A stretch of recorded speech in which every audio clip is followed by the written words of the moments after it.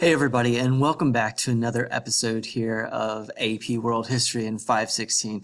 Today what we've got for you is a Unit 5 review from the AMSCO textbook. So without further ado, let's go ahead and get started. So what we're looking at here on the screen is evaluate the extent to which the industrialization process brought about change in the period 1750 to 1900s. I want to emphasize here we're looking at change and then change as a result of industrialization. So the first industrial revolution and the second industrial revolution. So let's take a look at these across a couple of aspects. First, let's look at the social aspects here. So if you're looking at the screen, in this time period between 1750 to 1900, because of the businesses that are being developed, we end up having labor unions that are formed. Now, labor unions fight for three things. They fight for higher pay, fewer hours, and safer working conditions. In particular, pay at this time was incredibly low,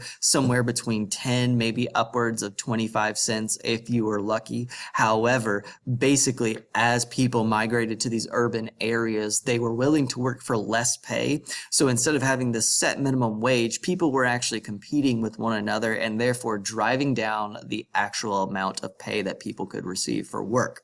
Next was fewer hours. At this time, people would work between 12 and 16-hour days, 6 days a week. So labor unions are fighting to cut down on the number of days and the total amount of hours that are worked in a day. And then generally, they're fighting for safer working conditions. It wasn't uncommon for people to lose hands, fingers, feet, and toes as they worked. And if they were unable to work, the business had very little sympathy for these people and basically said, if you can't do the job, we'll find someone else to do it. Now, as this goes on, places like England and eventually other areas around the world start to see that children end up going to work into factories instead of going to school. A lot of times families were forced to send their children to go and work in these factories simply to make ends meet. However, England institutes something new called the compulsory education.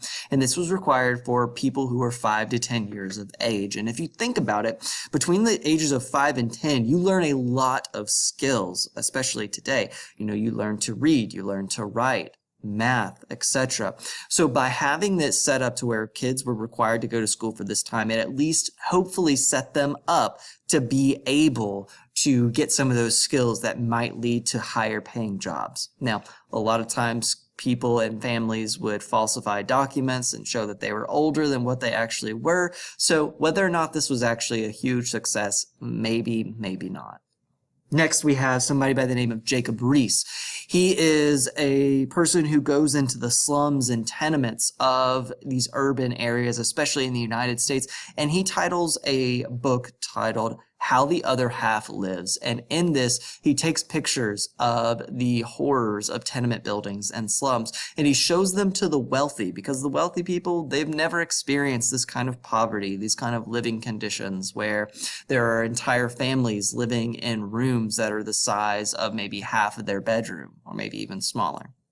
What we also see to develop is slums. These urban areas see these high population densities, and because people are moving to these cities so quickly, these urban areas had no time to be able to develop the building and the living space that was required for all these people. And as a result, this ends up leading to a lot of issues, not only with population density, but also with a lack of sanitation. All right. So in terms of processes of change, we have labor unions, compulsory education, this sharing of ideas and awareness of poverty and issues associated with industrialization, showing that to the wealthy, as well as the development of slums and cities. Next, let's take a look at political, and this one's a little bit lengthy, but there's a lot of stuff in this. So let's start off with ideologies. So one of the political ideologies developed by Thomas Hobbes is something called the social contract theory. This is an agreement that citizens and governments enter into, citizens give up certain rights in exchange for protection of other rights. So a modern day example of that we've used several times in class is if you've ever gone to an airport, you undergo screening processes that basically ensure that you are not there to cause any sort of harm. Now, you give up your right to privacy. You send your luggage through. Perhaps you were stopped and you were frisked. You give up that protection of privacy in exchange for safety, right? Next, we have John Locke. He is someone else who also believes in the social contract theory, but he also is promoting the ideas of life, liberty, and land ownership opportunities. And an easy way to remember John Locke is that he believes in the 3 L's, and his last name starts with an L. So life, liberty, land, John Locke. Next, we have Montesquieu. Montesquieu is a French thinker who believes in the separation of powers. And by doing this, by developing the separation of powers, it creates what is called a system of checks and balances. And we see his ideas actually influence in U.S. government, where we have 3 branches of government. And an easy way to remember this one, 3 branches of government, just clap out the syllables that Montesquieu has. Montesquieu. All right, 3 syllables. In the U.S., we have 3 branches of government. Next, for our philosophical ideals, we have Voltaire. He believes in religious rights and protecting religious rights of people. Although he's not religious himself, he understands the value that religion plays and the ability to express your religion plays for people. Now, getting into the meat of revolutions. All right, a lot of governmental, political changes happening here. So with the American Revolution, they're a British colony. They are now being taxed by the British in order to pay off the war debt incurred from the French and Indian War right here. Basically, this French and Indian War is a war between the French and Indians, who are allied with one another, and Great Britain. And it takes place in North America. And the British saw it as basically they were protecting the colonists. But the colonists, on the other hand, argued that why should we have to pay increased taxes if we are citizens of Britain? You shouldn't have to tax us more just because you were protecting your own people, because they were British citizens still at this point. But as these issues escalated, the colonists rebelled against the British and resulted in the creation of the United States. Now, the second government that was founded, which is what we currently have today, is the Constitution. And the Constitution is founded upon those principles that we talked about above. So refresh your ideas, especially about Voltaire, Locke, Rousseau even, as well as Montesquieu. Next, we have the French Revolution. And here is where we have a nice kind of cause and effect, where like one event is leading to the next. So with the French Revolution, the seeds of it start actually in the American Revolution, because the French support the colonists in their rebellion against the British. But if you think about it, the colonists are acting out against the English government because they are oppressed, they are being taxed, they see these other people in England as kind of upper class people who are oppressing the colonists. And what's happening in France at the time is something very similar. We have the proletariat class that ends up rebelling against the bourgeoisie class, which the bourgeoisie are these group of middle and upper class people, especially the aristocracy, people who are in the government, as well as the royal family, and the proletariat being kind of the peasant class. They rebel on the very ideas that the colonists used to rebel. And then that even has overarching impacts leading into the Haitian Revolution.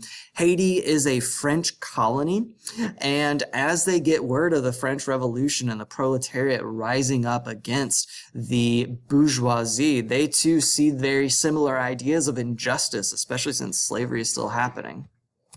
So as a colony, and one that's practicing slavery, you have all of these slaves who end up rebelling against the minority French ownership. They're led by someone by the name of Toussaint Louverture, and he ends up leading the first successful slave rebellion in history. And this is really important because as Haitians become their own independent country, this starts to spread in the area. So we start to see Latin American revolutions take place from other people or other groups who, again, are using the same ideas, even dating back to the American Revolution. Over time, they're using same ideas of inequality, injustice between those in power and those who are enslaved or in the lower class.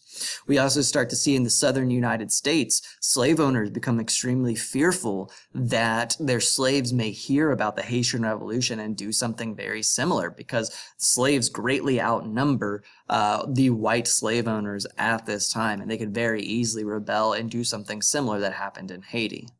Now, next we have also imperialism and expansion that's taking place in this political concept. So the British are imperializing, they're expanding, and one of the ways that they do that is by conducting the Opium Wars with the Chinese. And they win this Opium War, and they establish the Treaty of Nanking, which allows them to basically open up Chinese. It ends Chinese isolation that had been happening for about 200 or 300 years, and this allowed European conquest as well as places like England and France to have a larger access to consumer bases. That way, again, they can sell all of these products that they're making from the Industrial Revolution and make more money.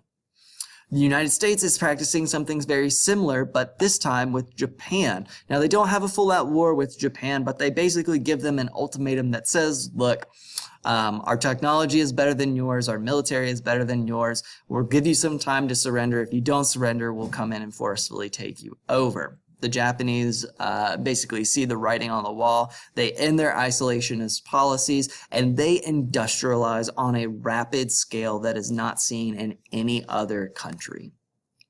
Next, let's take a look at interactions with the environment. In particular, when we look at the Industrial Revolution, coal becomes a critical piece of the first Industrial Revolution. So places like England end up kind of being lucky in that they have rich deposits of coal that they then use to power the steam engines that are not only being used in ships, but also in factories and textile mills. What we start to see is that especially as steam engines are used in ships, there's a need now for these things called coaling stations. Basically, think of it as like a gas station, but for ships, and they're located around the world.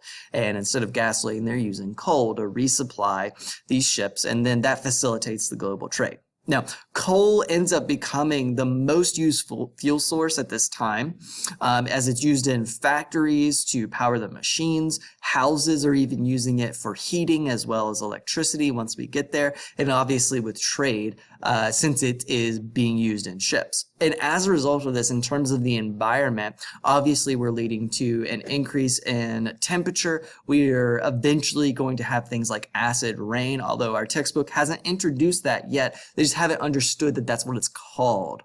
We also have a decrease in the air quality in these areas, which then kind of leads to the increase of diseases as a result of that air quality. Next, we have urbanization. This ends up bringing about a rapid change in where people are located.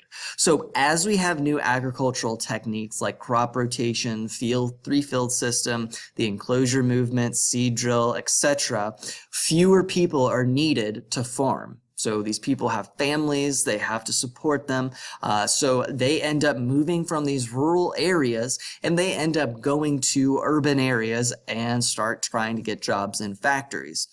Again, though, like this has really negative results because people start working for less, and if one person's not willing to work for 10 cents, but someone else was willing to work for 9 cents, then obviously a business is going to go with the 9 cent per hour. But if you've got someone who's even willing to work for 5 cents an hour, it's just cutting down the amount that people are getting paid because so many people are in fact moving to these urban areas. But in terms of impact, obviously the population in these areas is increasing. This is causing slums, tenements, and just generally really poor living conditions that Jacob Riis does a really good job of showing. Now, obviously, another aspect here is waterways. Waterways allow for things like steamships to transport all of these goods. So places like England and the United States have really good access to waterways, even if they are man-made waterways. In the United States, we have the Erie Canal, as well as all of their port cities. In England, obviously, as an island, they have access to a lot of waterways too. Now, lastly, we'll take a look at the economic changes that are taking place. So we have a new ideology developed by Adam Smith, and he ends up writing what's known as the Wealth of Nations, and it established this idea of something called laissez-faire economics. And in this policy, businesses are basically on their own. They receive no government support, especially if they go under, they go bankrupt. The government does not support them. And Adam Smith is known as the father of capitalism. And if you take a look at American society today is kind of built on capitalism. But if you actually look at it, especially with some of the bailouts that that have taken place in the last year, you'll find that the United States doesn't really practice laissez-faire economics, and we don't really practice capitalism like what we see or like what Adam Smith actually talks about. Otherwise, all of these countries, things like Delta, all of the airline companies, the cruise ships, different tourist destinations. I mean, they would have all gone out of business if the United States actually practiced what Adam Smith wrote about in Wealth of Nations. Next, and kind of a counterpart to this, is Karl Marx. He ends up helping write the Communist Manifesto, and this document is kind of an opposite of capitalism, and even goes as far as to say that capitalism is kind of the root of all of the issues in society because it inherently divides people into separate classes, separate societies. And as a result of this, the idea in the Communist Manifesto is that instead of a single person or a small group of people owning a business, the workers should control the means of production. And if the workers all equitably control the means of production, they will all receive an equal share of the profits instead of receiving very small portions of the profits, whereas the owners end up reaping the best or the most benefits. Now, in terms of technology, we see various technologies take place in this time, and these 4 technologies that we'll look at are by no means an exhaustive list, but I think that they are the major technologies that exist during this time. The first one is the steam engine. This is a primary thing during the first industrial revolution. I'll underline it here. So by using coal, these steam engines produce steam to power various machines. In particular, we see that they're used in textile factories in the first industrial revolution, as well as in steamships, both of which, though, increase the production of goods as well as the amount of trade that's happening. Next, and kind of built upon steam engines, are railroads. Railroads are developed in the United States and really everywhere around the world at this time, or countries that are industrializing. The United States, though, ends up building the transcontinental railroad that connects east and west, and it allows for the efficient transportation of goods as well as people out west. We also see Russia develops the Trans-Siberian Railroad as well, which is something very similar. However, I think that at this time, the United States is much more advanced in terms of their role in the Second Industrial Revolution in comparison to Russia. Next, we have the cotton gin developed by Eli Whitney. The cotton gin separates cotton seeds from cotton. And what this did is this basically allowed Southerners in the United States to use more slaves to harvest the fields. And as a result, it actually increased the use of slavery, at least until the United States abolishes slavery in the 1860s. Now, the last technology that we'll talk about here for Unit 5 is the Bessemer process. The Bessemer process is a way to mass produce steel, therefore driving down the cost of it. So in particular, we have somebody known as Andrew Carnegie who comes onto the scene, and he uses this Bessemer process, which is blowing heated air into molten iron, and it reduces the impurities and creates steel. As Andrew Carnegie mass produces steel, this ends up causing the price of steel to dramatically decrease, but this ends up becoming the backbone of things like the railroad industry as well as cities. We start to see that buildings can become much taller, and this is where we start to see the development of places like New York City and skyscrapers.